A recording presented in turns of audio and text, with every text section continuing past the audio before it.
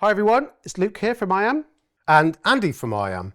And today on Demystifying Compliance, we are going to talk about the competency ladder. And I know that this one is one that is very, very close to Andy Ball's heart, having started on the ground and worked his way up. Myself also started on the ground and worked my way up. Bit of a different pathway, but I think probably a starting point for this though is the fact that just in the wider world, so in the world of FM, for example, it was quite late in the day that RICS actually recognised facilities management as a distinction of a qualification on its own. Much more recently, as in like the last 15 years. I think when I was looking at this stuff in 2010, 2011. Yeah. You can now be a MRICS in facilities management. You could never do that prior to like 2010. There was no kind of qualification for it. And I think the real sort of shame in this as well is that it's the same in the world of schools. And when you think about how schools are obviously a place of education, but how the site teams don't have that kind of recognised qualification. I think it's a massive shame, and I know it's a topic close to your heart. So I'm not going to carry on talking too much because I probably want you to share your story first and foremost, and then we can obviously I think we can go and a bit more discuss that as well. So over to you. Yeah, so you're quite right. You've identified the fact that there's no real structure in the school environment. If we relate that back to my days when I was in the army, you joined at the very lowest rung of the ladder and you progressed all the way through. But each rung that you then moved up to, you had a number of courses to pass. Yeah. We even done education in the army. There was 2 different levels of education. So to become a junior NCO, you've done some very basic education, just things like naming the NATO countries and things like that. But at least you had the knowledge then of what was going on. When you went into a senior NCO level, so you went into the sergeant's mess, there was a higher level of education you had to do. And there's different courses. So there was a pathway, if you like, to what you had to do. And eventually that could get you all the way up to the highest rank for a soldier, which would be WO1. So you could start at the bottom, irrespective of your background, irrespective of where you came. Bear in mind that I joined a Scottish regiment because I'm actually Scottish despite this English accent. Black Watch. So we started off from what could best be said in the 70s in Scotland was quite a rough place, to be honest. And I started off that. I learned how to eat food properly, believe it or not. I learned how to shower properly. I learned how to press my shirt. And 40 odd years later, I still press my shirts exactly the same way I was shown on that first day in the army. So there was a structure there. You don't have that at all in schools. So you could start your life in the school. So I worked in a Bristol school. I employed a person purely to do litter picking. That's all they done. That was it for the day. It's a huge school. They started off a litter picker and they said, oh, I'm quite keen to become a caretaker. I thought, well, how do you move from litter picker, which requires absolutely no training at all, to being a caretaker that's got a little bit more training? So I devised a little plan for him. So the idea was he would move into the caretaker role and we'd employ a new litter picker. Down the line, the new litter picker would move into the caretaker role and the caretaker would move into the site manager role. So I devised this system where if you joined the school, there was actually something to aim for throughout your time in the school. And just a series of competency courses, just a series of good explanation of how things should be done, showing people how things should be done. And it was a North Somerset school I worked in at the time. I worked with North Somerset Council and actually produced a paper on the journey of somebody joining as a caretaker, going all the way through. I even took it to, at the end of the day, they could become the school business manager. Now, all that comes with a lot of competency and training. What you tended to find back in the day was a caretaker was employed because basically they lived around the corner. They were local, yeah. 9 times out of 10, it would be somebody retired, they were handy.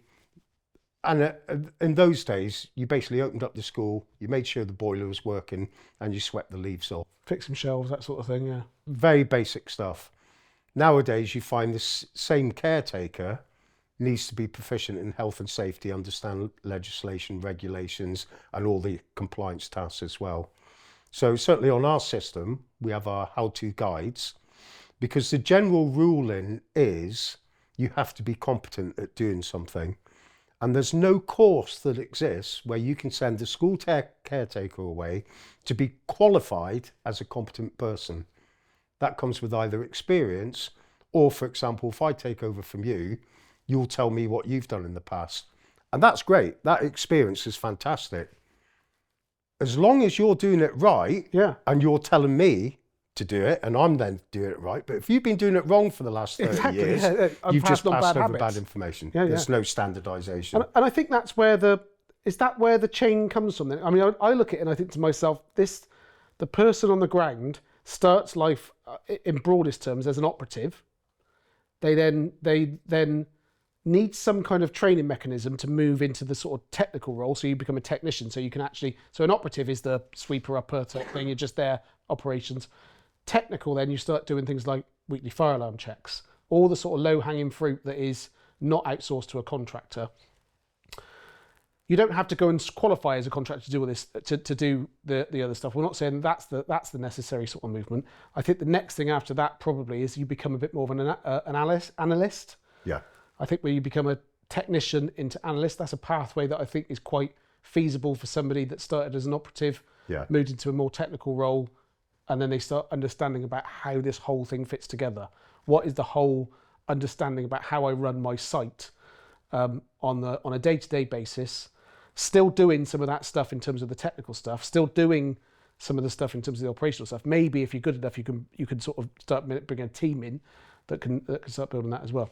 And then the ultimate goal, potentially then, is you go from kind of analyst into a more strategic role where you become the director of estates. Yeah. So in the sort of in the chain of command there, you can almost start as cleaner, I suppose operative, start life as cleaner, move into technician, site manager that moves up to analyst can be just ops manager or something of a particular team, and then, or maybe that's the director, maybe that's the estates manager role is the analyst, and then further on up there you become like the ops manager and you're in control of things like a P&L, and you can understand what your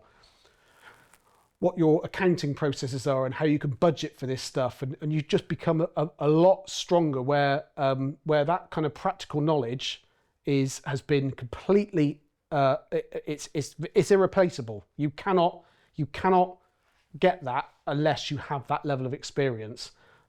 But when you move up the chain, that's not enough. Yeah. It needs to go further.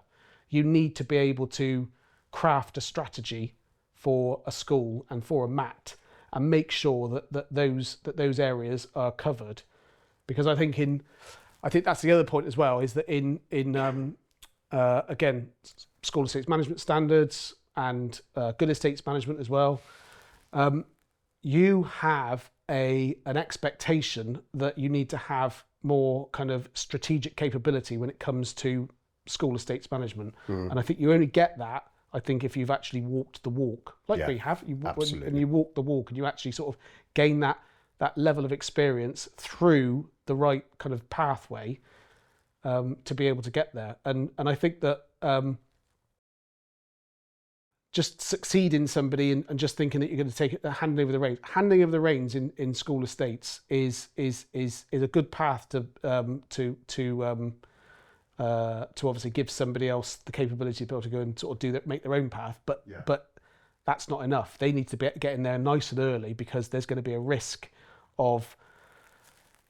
I mean, I think that in the next 10 years or so, you're going to see a lot of school site managers that are going to be retiring, and all that information is going to go with them. Yeah. And that's going to be a major problem for the whole school estate. And I think that there needs to be real succession plans now in place for people that come through, want to have the role. And I think we should celebrate the role of a site manager a lot more than what we do. We don't give it enough credit at all in this country.